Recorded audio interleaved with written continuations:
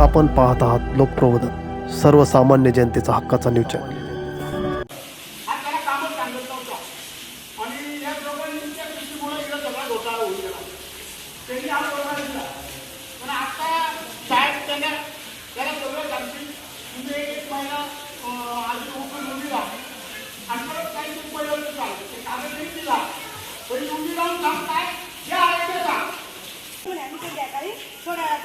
पाणी येईल म्हणे, पाणी आलं फक्त असं पाणी आणि चालू केलं आणि फोन केला त्यांनी, पाणी आलं का हो चालू दिलं आणि त्या क्षणाला पाणी गेलं।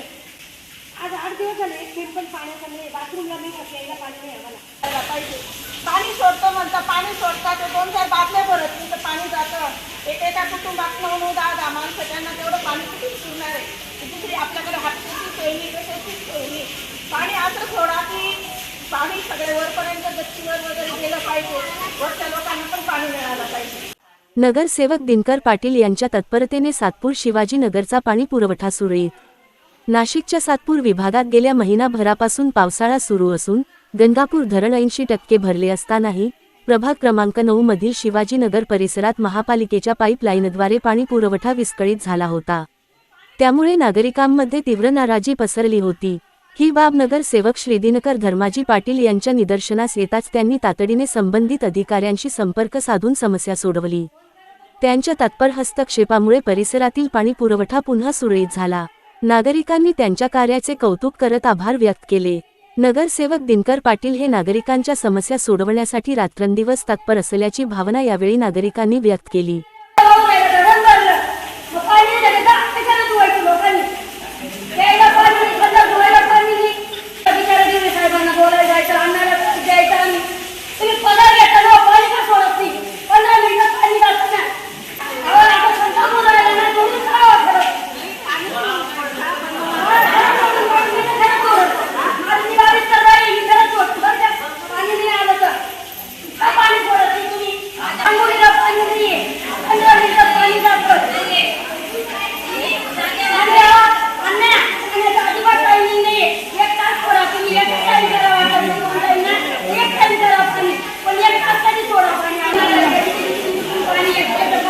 लोकप्रबोधन मराठी न्यूज नेटवर्क महाराष्ट्र प्रतिनिधी सलमा घरबुडवे नाशिक। या प्रभागात जलशुद्धीकरण केंद्र संपूर्ण नाशिक शहराला पाणी जातं आणि तिथून पाणी यायला माझ्या इथं आता 4 जलकुंभ येत आहे आणि त्या 4 जलकुंभाला ते काही कोणत्या लाईनवरून पाणी घ्यायचं नाही।